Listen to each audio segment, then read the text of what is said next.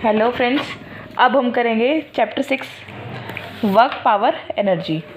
Work हमने 10th में पढ़ा भी था। वर्क क्या होता है? Work is said to be done by a force acting on a body when it displaces the body in any direction except perpendicular direction. मतलब एक बॉडी है, उस पर कोई फोर्स लग रही है। फोर्स इस तरह लग रही है कि वो बॉडी कुछ डिस्टेंस वो डिस्प्लेस कर जाती है, कुछ मतलब एस डिस्टेंस वो कवर करती है।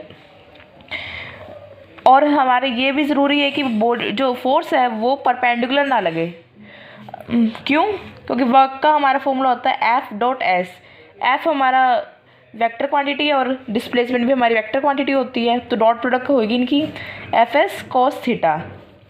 Fs cos थीटा, ये थीटा क्या है इसमें जो एंगल है ये किसके बीच का है? फोर्स और डिस्प्लेसमेंट। जिसकी ये बॉडी है हमारी, ये डिस्प्लेस हुई एस डिस्टेंस में, बॉडी यहाँ आ गई, तो फोर्स हमारी इस एंगल पर लग रही है, तो ये थीटा एंगल हो गया। तो थीटा क्या है? Angle between force and displacement. अब हम इसके केस करते हैं। जब हमारा थीटा 0 डिग्री हो, मीन्स फोर्स और डिस्प्लेसमेंट एक ही डायरेक्शन में हो, तो वर्क डन क्या हो जाएगा? Fs cos 0 means Fs। अब हम सेकेंड केस लेते हैं। मान लीजिए हमारा वर्क है, तो हमारा एंगल है 90 डिग्री, मतलब वर्क डन हमारा क्या हो गया? Fs cos 90, वर्क डन हमारा 0। इसमें हम एग्जांपल ले लेते हैं, जिसकी कूली। हमने कूली को देखा, कूली है हमारा ये, उसने उस सामान ऊपर रखा हुआ है, तो फोर्स क्या नीचे लगेगी? mg लगती है, डाउनवर्ड लगेगी। और वो मूव करे तो डिस्प्लेसमेंट इस डायरेक्शन में होगी, जैसे वो इस डायरेक्शन मूव कर रहा हो, इस डायरेक्शन मूव कर, तो इसमें परपेंडिकुलर बन रहा है एंगल 90 डिग्री का। या फिर हम सेंट्रीपिटल फोर्स की बात कर सकते हैं। सेंट्रीपिटल फोर्स में क्या होता है? सेंट्रीपिटल फोर्स इनवर्ड की तरफ लगती है। एक बॉडी है, ये घूम रही है, यहाँ है पहले, अब यहाँ आ गई, तो फोर्स क्या लगती है? इनवर्ड लगती है सेंट्रीपिटल में, inward.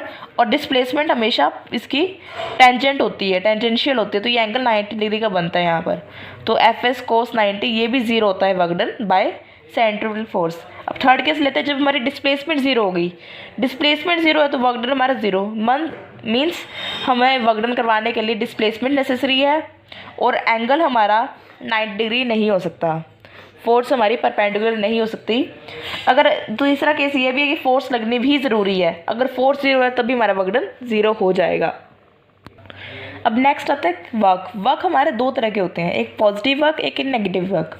Positive means work done जो हमारा पॉजिटिव होता है, और नेगेटिव जो हमारा नेगेटिव होता है, जिसकी वर्क डन क्या है हमारा? Fs cos theta. फोर्स हमारी हमेशा पॉजिटिव होती है, डिस्टेंस है, डिस्टेंस तो हमेशा पॉजिटिव होता ही है। तो हमारा किस पे डिपेंड करता है कि वर्क पॉजिटिव होगा या नेगेटिव हो? वो कोस थीटा पे डिपेंड करता है। कोस थीटा अगर पॉजिटिव है तो वर्क डन पॉजिटिव।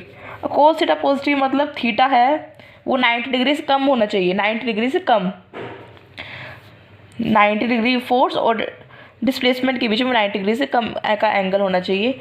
जबकि नेगेटिव वर्क में कोस थीटा हमारे क्या होना चाहिए? नेगेटिव। कोस थीटा नेगेटिव कब होगा? सेकंड क्वाड्रेंट में। Second quadrant means 90 degree, theta angle क्या है? 90 डिग्री से अबव, क्योंकि 90 डिग्री पे तो हमारा वर्क डन 0 हो ही जाएगा। तो Fs के बीच में थीटा एंगल जो होता है वो 90 डिग्री से अबव, मतलब ऑब्ट्यूज एंगल बनना चाहिए नेगेटिव वर्क में, और पॉजिटिव वर्क में बनना चाहिए एक्यूट एंगल। अब कोई एग्जांपल लेते हैं, जिसकी हम कोई बॉडी को उठा रहे हैं, तो बॉडी को उठा रहे हैं तो लिफ्टिंग फोर्स, ये जो बॉडी है उसको हम उठा रहे हैं, तो फोर्स अपवर्ड डायरेक्शन में लग रही है और डिस्प्लेसमेंट ये हो रही है, तो लिफ्टिंग फोर्स के कारण तो वर्क डन क्या हो गया? पॉजिटिव। लेकिन जो ग्रेविटेशन फोर्स, डायरेक्ट फोर्स नीचे लग रही है, उसके कारण वर्क डन क्या हो जाएगा? नेगेटिव हमारा, एंगल के कारण, क्योंकि फोर्स और एस दोनों सेम डायरेक्शन में है, तो एंगल क्या है? 90 डिग्री से कम, तो हमारा वर्क डन पॉजिटिव होगा। लेकिन ग्रेविटेशनल केस में फोर्स इस डायरेक्शन में और डिस्प्लेसमेंट इस डायरेक्शन में है, 180 डिग्री का एंगल मीन्स 90 डिग्री से अबव, तो cos theta negative. Cos theta negative तो work done by gravitational force क्या हो जाएगा? नेगेटिव। अब सेकंड केस लेते हैं, सेकंड एग्जांपल। जब हम स्प्रिंग को स्ट्रेच करते हैं, तो पहले क्या होता है? तो हम स्प्रिंग को हम खींचते हैं तो स्ट्रेचिंग फोर्स लगती है, वो पॉजिटिव होगी, जिसकी स्प्रिंग है उसको हम खींच रहे हैं, तो स्ट्रेचिंग फोर्स Fs हमने ली है, ये इस डायरेक्शन में लगेगी, डिस्प्लेसमेंट उसने S कवर किया, तो एंगल क्या हो जाएगा? फोर्स इस डायरेक्शन में, डिस्प्लेसमेंट इस डायरेक्शन में, तो एंगल क्या हो जाएगा? 0, मतलब 90 से कम है, तो कोस थीटा पॉजिटिव होगा तो वर्क डन पॉजिटिव। लेकिन रिस्टोरिंग फोर्स, रिस्टोरिंग जब हम स्प्रिंग बाद में जब छोड़ देंगे तो स्प्रिंग क्या करेगा, पीछे की तरफ आएगा। पीछे की तरफ आएगा तो मतलब क्या होगा, फोर्स इस डायरेक्शन में लगेगी, फोर्स इस डायरेक्शन में लगेगी, रिस्टोरिंग फोर्स। डिस्प्लेसमेंट हमारी इस डायरेक्शन में थी, एंगल 180 डिग्री बन गया, तो वर्क डन क्या हो जाएगा हमारा, नेगेटिव। अब आता है वर्क डन की यूनिट क्या होती है। वर्क की यूनिट हम दो तरीके से लेते हैं, एक एब्सोल्यूट यूनिट्स हो गई, एक ग्रेविटेशनल यूनिट्स होगी। पहले एब्सोल्यूट यूनिट्स की बात करते हैं। उसमें एसआई यूनिट होती है, एक सीजीएस। एसआई तो है हमारी जूल और सीजीएस है अर्ग।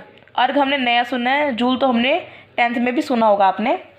ग्रेविटेशनल यूनिट्स, ग्रेविटेशनल यूनिट्स होती है KG metre work, gram centimetre work. Gravitational units हम काफ़ी कम यूज़ करते हैं और हमने कभी ज़्यादा सुना भी नहीं है, ना हमें पढ़ने की ज़रूरत। हम जूल पर ध्यान करेंगे। जूल क्या होती है, W = Fs cos थीटा होता है। अगर हमारा फोर्स 1 न्यूटन है, अगर डिस्टेंस हमारा 1 मीटर है, तो कोस और कोस थीटा 1 है, डेट इज़ एंगल हमारा 0 है, तो वर्क डन क्या हो गया हमारा, 1 newton into 1 metre into 1 joule.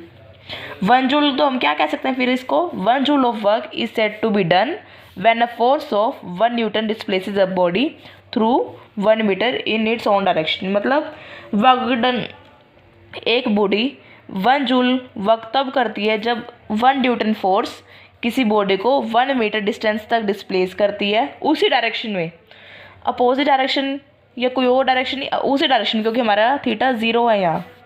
अब नेक्स्ट होता है अर्ग।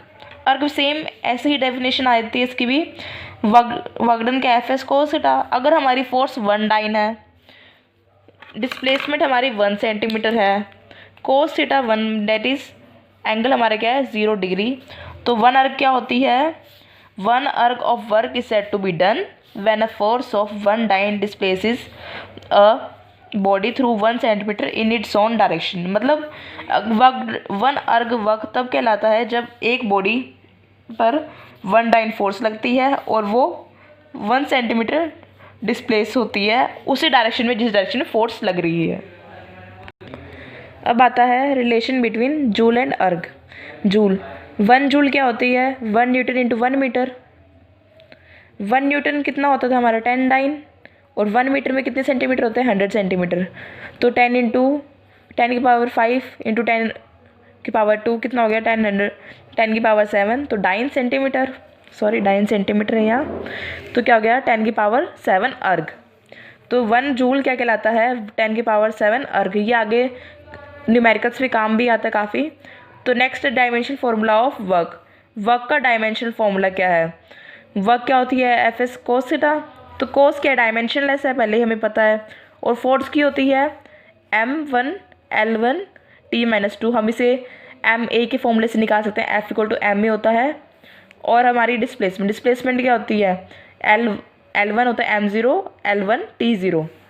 तो वर्क डन हो गया हमारा F की डायमेंशन इंटू S की डायमेंशन, तो क्या आ गया m1 L2 T-2। अब नेक्स्ट हमारा वर्क एनर्जी थ्योरम। ये काफ़ी इंपॉर्टेंट थ्योरम है, ये एग्जाम में काफ़ी आती है, इस चैप्टर से इंपॉर्टेंट है। वर्क एनर्जी थ्योरम क्या कहती है, work done by a constant force acting on a body is equal to change in its kinetic energy. मतलब किसी बॉडी पर कोई वर्क डन हो रहा है तो वो किसके इक्वल होती है, जो बॉडी के अंदर काइनेटिक एनर्जी का चेंज आता है, जो चेंज इन काइनेटिक एनर्जी होती है, ½ mv² - ½ mv², जो चेंज इन काइनेटिक एनर्जी है वो वर्क डन के इक्वल होता है। अब हम करते हैं वर्क एनर्जी थ्योरम का proof. Let F is a constant force displaces a body through a distance s in its own direction. मान लीजिए एक बॉडी है, वो F को उस s के डायरेक्शन में डिस्प्लेसमेंट करती है s से, तो थीटा क्या हो गया उसका 0 डिग्री। तो F क्या होती है, वर्क डन क्या होता है F.s, तो Fs cos 0, क्योंकि सेम डायरेक्शन में, तो थीटा 0 है, Fs हो गया। हमें फोर्स पता है कि कितनी होती है ma, ये पता ही है हमें, तो वर्क डन क्या हो गया mas। और एक्सेलरेशन क्या होता है, एक्सेलरेशन हमने v² - u² = 2as, third equation of motion से हम एक्सेलरेशन की वैल्यू निकाल सकते हैं, क्या आ जाएगी v² - u² / 2s। ये वैल्यू हमने पुट की तो क्या आ गया work done m × v² - u² / 2s yes, S से एस कैंसिल हो गया, तो क्या बच गया, half M V square minus half M U square, that is change in kinetic energy. अब नेक्स्ट है हमारा प्रूफ। हमने एक बॉडी ली है जिसका मास m है, वो फोर्स F लग रही है उस पर। मान लीजिए वो फोर्स m है, इस यहाँ डिस्टेंस आते हैं, क्या लेते हैं, x डिस्टेंस कवर करती है। अब मान लीजिए थोड़ी और फोर्स लगाते हैं, वही फोर्स, तो ऑब्जेक्ट डिस्प्लेस हो जाता है किससे, ds से। इनिशियल वेलोसिटी किसकी है, ऑब्जेक्ट की है u, फाइनल है v। तो अब फोर्स क्या होती है, m है, तो डेट इज मीन्स क्या हो जाएगी, एक्सेलरेशन क्या होता है हमारा dv/dt, तो क्या हो गया m dv/dt, ये फोर्स आ गई हमारी। अगर थोड़ा सा डिस्टेंस डिस्प्लेस करना, ds डिस्प्लेसमेंट के लिए वर्कडन dw है, तो कितना वर्कडन होगा, dw equal to f dot ds, क्योंकि स्मॉल डिस्प्लेसमेंट के लिए हम देख रहे हैं f डॉट ds, f और ds, f इस डायरेक्शन में है, डिस्प्लेसमेंट इस डायरेक्शन में हो रही है, तो कोस थीटा 0 हो गया, तो एफ डी एस कोस 0। वर्कडन क्या हो गया हमारा, इसमें हम एफ की वैल्यू पुट करते हैं, क्या थी हमारी एम dv/dt, और यहाँ से ds है साथ में ds, तो क्या हो जाएगा, ds/dt कितना होता है, v होता है, तो क्या आ गया हमारा वर्कडन एम वी dv। अब दोनों तरफ इंटीग्रेशन करते हैं, तो क्या होगा वर्कडन की limit 0 to w, dw equal to m तो कांस्टेंट है इसलिए बाहर आ जाएगा, अंदर क्या रहेंगी limits u to v dv equal to में क्या हो जाएगा m v square upon 2 u v का v dv का क्या हो जाएगा इंटीग्रेशन v स्क्वेयर अपॉन 2, इसकी वैल्यू लिमिट्स पुट करेंगे, क्या आ जाएगा half M V square minus half M U square. यही हमारा क्या था, वर्क एनर्जी थ्योरम। ये केस ऊपर वाला ये फिर कांस्टेंट फोर्स के लिए, और ये है वेरिएबल फोर्स के लिए। फोर्स चाहे कांस्टेंट हो चाहे वेरिएबल हो, वर्कडन हमारा क्या रहता है, चेंज इन काइनेटिक एनर्जी। अब आती है फोर्स। फोर्स दो तरह की होती है, conservative force and non conservative force. हम पढ़ेंगे कंजर्वेटिव फोर्स के बारे में। A force is said to be conservative if work done in moving against the force depend only on initial and final position and independent of the actual path followed by the body। इसका मतलब है वो force conservative force होती है जब work done जो किसी body को मूव करने में जो वर्कडन होता है वो किस पर डिपेंड करे, सिर्फ इनिशियल और फाइनल पोजीशन पर, वो को क्या पाथ फॉलो किया उससे उस पर डिपेंड ना करे। हम एग्जांपल लेके चलते हैं। इसके एग्जांपल है gravitational force and electrostatic force. जैसे कि ये बॉडी है, उसको यहाँ से ऊपर हमने लिफ्ट किया है h हाइट पे, और एक है हमारी ये बॉडी, सेम बॉडी इसको मैं h पे लिए, हमने इसका पाथ ही ऐसे किया है और इसको ये, तो वर्कडन जो ग्रेविटेशनल फोर्स का एग्जांपल है ये, तो इसमें जो ये कंजर्वेटिव फोर्स है, वर्कडन सिर्फ इसकी इनिशियल एंड फाइनल पोजीशन में डिपेंड करेगा, ये किस पाथ से गए, चाहे मैं इसको ऐसे ले जाऊँ, इसको ऐसे ले जाऊँ, कैसे भी ले जाऊँ, इसके इनिशियल एंड फाइनल पोजीशन में डिपेंड ही करेगा सिर्फ। जिसकी एक ने क्या है आगे, work done in moving a body is in a closed path is 0। अगर कोई बॉडी है वो क्लोज्ड पाथ में मूव करी, जैसे P to Q and Q to P, ऐसे क्लोज्ड पाथ में मूव करती है तो वर्कडन हमारा 0 होता है, क्योंकि work done to P to Q plus Q to P क्या होगा 0, क्योंकि यहाँ से जितना उतना आने मिलेगा उतना ही इतने में, तो इक्वल एंड अपोजिट होता है ये। और नॉन कंजर्वेटिव फोर्स क्या होती है, a force is said to be non conservative if work done in moving a body depend upon actual path followed, जो पाथ फॉलो किए उस पर डिपेंड करे। जैसे फोर्स ऑफ फ्रिक्शन है, वो जो पाथ फॉलो करता है उस पर डिपेंड करती है। और work done in a closed path is not 0, जो क्लोज्ड पाथ में जो वर्कडन है वो 0 नहीं होता है इसके अंदर।